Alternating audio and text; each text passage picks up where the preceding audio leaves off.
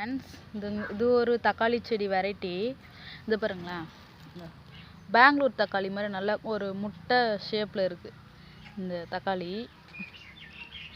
இது பாருங்க, பச்சை காயாக தான் இருக்குது, இன்னும் பழுக்கலை. மழைக்கு எடுத்துன்னு வந்து நட்டது தான் இதெல்லாம். இந்த செடியெல்லாம் பாருங்கள், தானாகவே வந்தது. ஒரு சிலதெல்லாம் நட்டது. இங்கே பாருங்கள், நல்லா இருக்குது தக்காளி.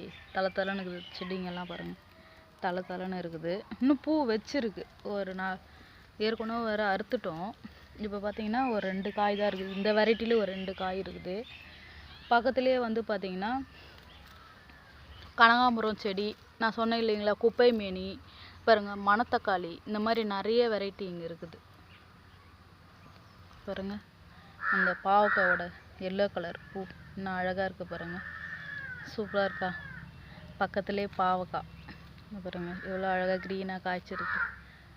அந்த பூ பாருங்களா, பாருங்கள், நல்லா ஃப்ரெஷ்ஷான பூ. நல்லா பாருங்கள். Okay, thank you friends.